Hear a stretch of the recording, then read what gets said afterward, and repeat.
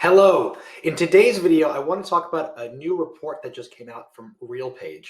And the topic or the subject of the report is how Sunbelt states, Sunbelt markets have outpaced gateway cities as far as their share of investments. So let me give you a couple ground rules here. What is exactly a Sunbelt state? Sunbelt state are all of the warm states. If you look at a picture of the United States, and I'll include one in the email here, there is this kind of belt that runs along. They're also known as sunshine or smile states. So it's places like Arizona, Texas, Georgia, Florida. They kind of make a nice smile.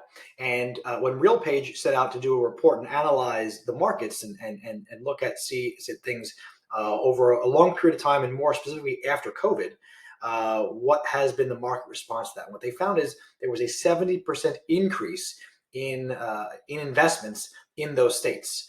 And that's mainly driven by the fact that the cost of living is significantly lower in these states compared to gateway cities. Now, what's a gateway city? Gateway cities are the huge cities that we all know: San Francisco, New York City, Miami, I believe, is one of them. Los Angeles. Those are gateway cities. And when you look at the other markets like Atlanta or Nashville or Charlotte or Raleigh, those aren't gateway cities. Those are Sunbelt regions. And the migration patterns from gateway cities into Sunbelt states, or just from other parts of the country, have been significantly higher than they have been ever before. And so what does that mean for you? What does it mean for us?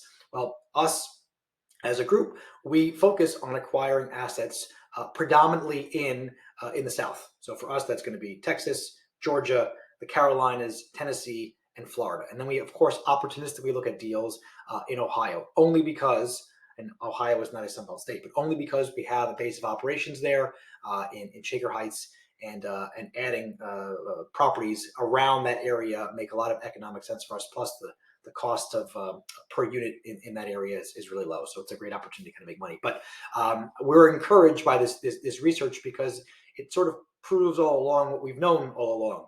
When Significant started, we looked at the entire marketplace and tried to figure out, where do we want to spend our time? Where were the places, where are the cities that had really strong long-term macro trends that are really going to support us in our endeavor of increasing value?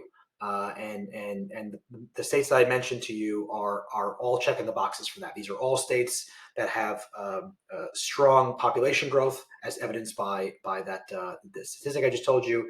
They've got strong job growth, so strong population, job growth, diverse employers in these markets as well, right? They're not, for the most part, dominated by one particular employer, an airline company or technology company. There's a lot of different employers there. And still an overall shortage of housing, right? These are places that, because of this influx of population, there isn't enough existing housing stock to service that. So there's an overall housing shortage. And those are all places we like to make our investments. So wanted to share that information with you. I thought it would be really, really relevant. I'll include a link to that report that you can check out. By the way, you heard me mention RealPage. Who the heck is that? So RealPage, they're a dominant player in the property management, commercial real estate market. They are a software manufacturer. They make a very, very, very popular property management platform. We used to use them. It's a little complicated. We don't use them anymore. RealPage and Yardi are sort of the two big dominant players in the space, but they've got really good data sets because as property management software, they've got great visibility into all the data on how much rents are, or what move-ins look like, or prospects and things like that. So it's really a good authoritative source. So with that, I'll conclude this video. Thank you so much for watching. If there's any particular topics you'd like me to cover, send me a note, and we'll get that going. See you next time.